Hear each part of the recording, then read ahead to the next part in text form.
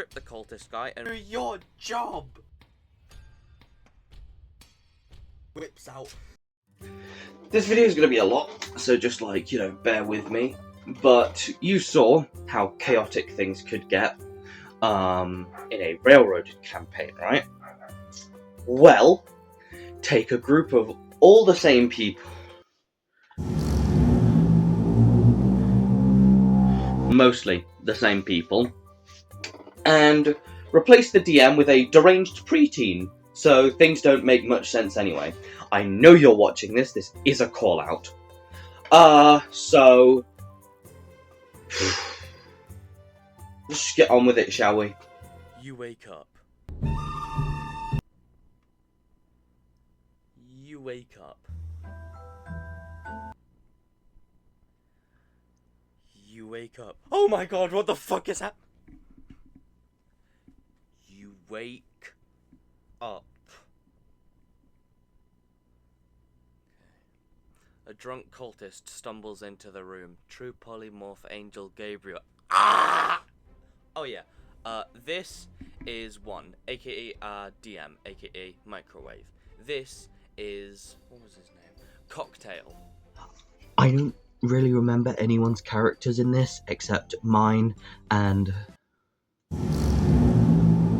But I think the others just used the same characters anyway. So, this is Cocktail, the ancient dwarf bard whose passions include femboy mommy murder ASMR, and who has the unique characteristic of flammable ass cheeks.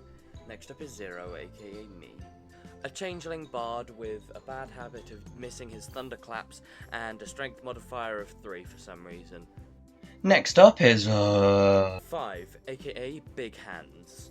The human barbarian who is apparently the sexiest character in this campaign. Oh, I haven't made my character yet. okay. Here's the character sheet. I don't get it. Here's a tutorial.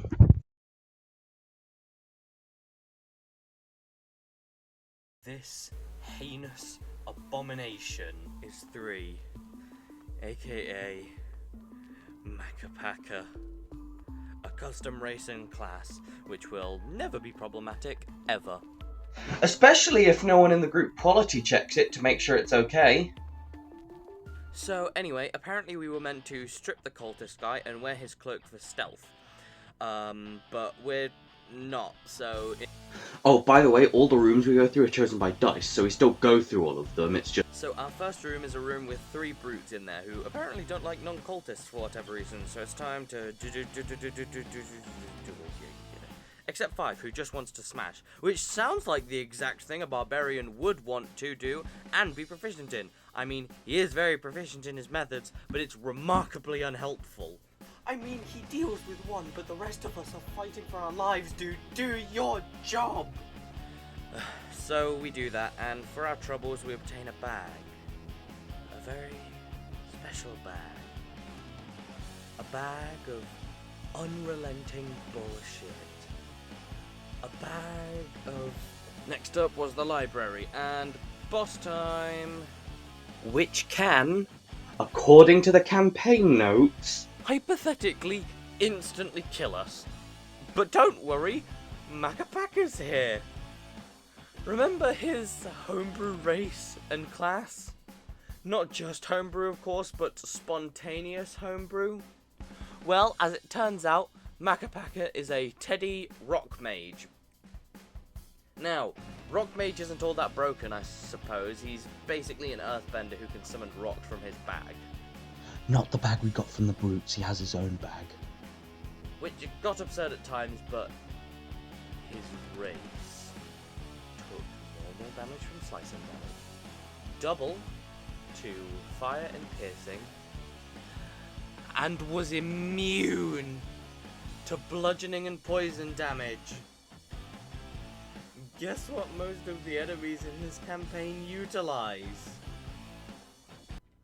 Yeah, that fucker's dead as shit. We're moving on. Next room, wait, where'd the others go? Is a tower with an archer, a bard, and a mage. By the way, my brother was very into Inscription at the time, and they want to kill us, so let's beat them up. With the bag. the bag of pop culture references. The bag I will consistently forget about throughout the rest of this campaign. The bag I pull a pair of Minecraft shears out of.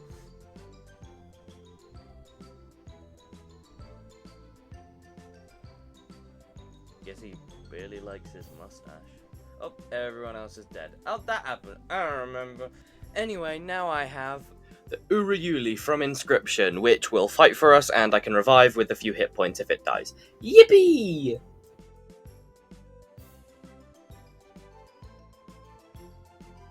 Ah! Hi guys. When did you happen? Intruders!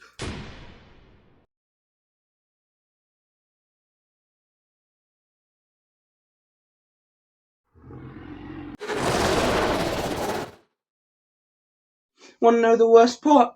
He just took my guy. He just kidnapped and took my boy Bob away from me and forced him to bring us down to the secret society he found. Oh yeah, by the way, there's an entire underground city. Okay, where the hell did you come from? Four's back for all you fans of the original video, walking a tiefling paladin, assuming he didn't change characters in this campaign, and assuming it actually was him and not 5, because honestly I can't for the life of me remember who it was.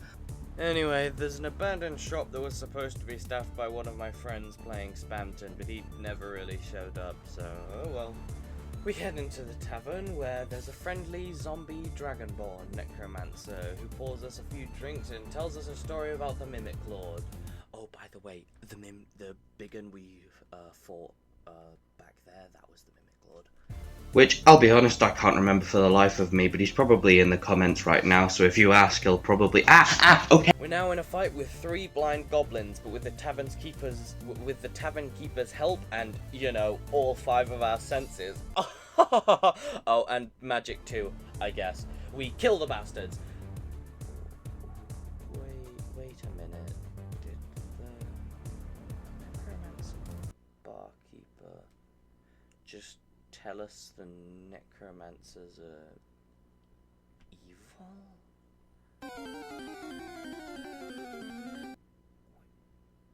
Necromancer, zombie, dragonborn. Oh, it was a cameo. We entered into the museum.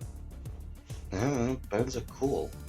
We find a bunch of bones that might be mimics, and a baby golem, which my brother's notes say would be rude to wake up. So anyway, 2 tries to murder the bloody thing. Oh, bollocks. Utter chaos ensues as I desperately try to stop my resident idiot horny dwarf with flaming ass cheeks and his enabler little bastard friend from murdering a child. I know golems don't technically have rights, but personally... Oh, by the way, did I mention 2 has true polymorph, which he uses to turn me into a go-kart for interfering with his plans, which ironically enough made it easier for me as I transport the object of their aggression out of the museum. We trigger the mimic fossils because I guess we weren't observant enough, and for the crime of being a go-kart for too long, 2 turns me into...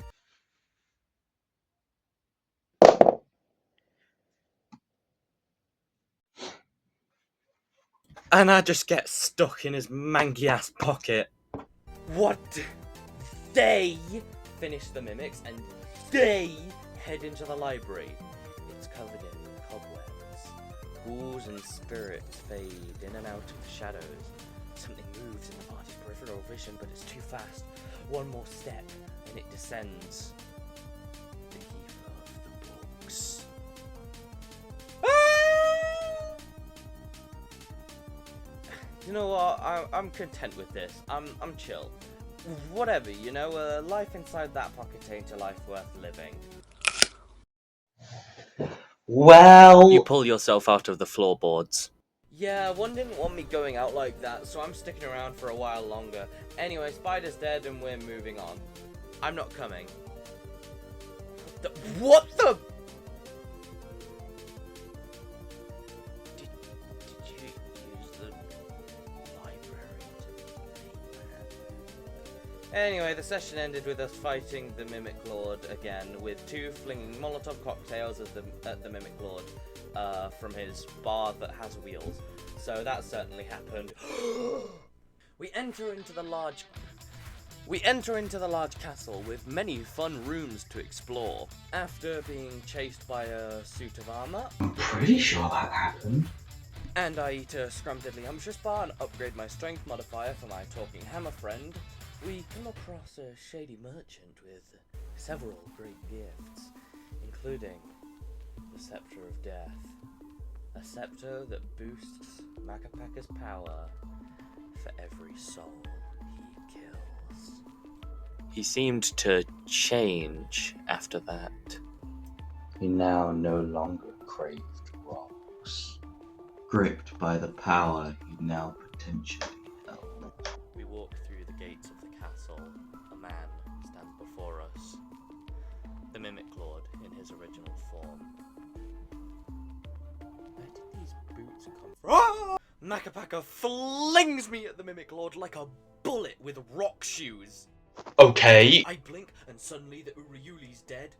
Huh? And the Mimic Lord evolves into his final form, but Makka Pakka's not done yet. He wants blood. He raises his hand high into the air as he floats there. We are encapsulated in a protective ball of rock. He points. The nearby river shifts. My chaotic good character stares up in horror at what my old friend had become as the moon impacts with the earth, fracturing both of their surfaces as Makka Pakka's Scepter of Death charges up with a 4 billion plus to whatever he was using as his multiplier. Does it even really matter anymore?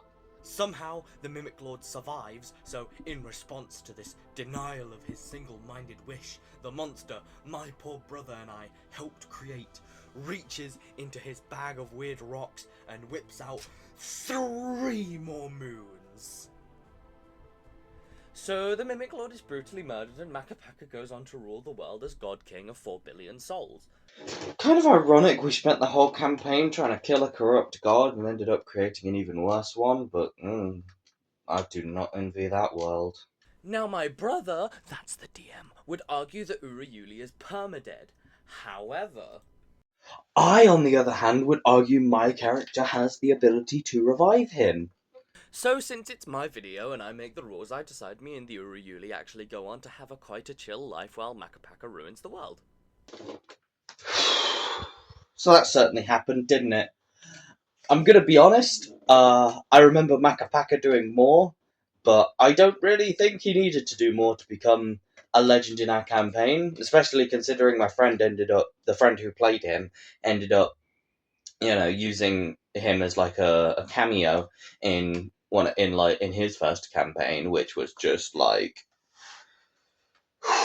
if this campaign was madness, that campaign is like potentially impossible to make a full form video to, purely because of just how fucking, I guess, nonsensical it was.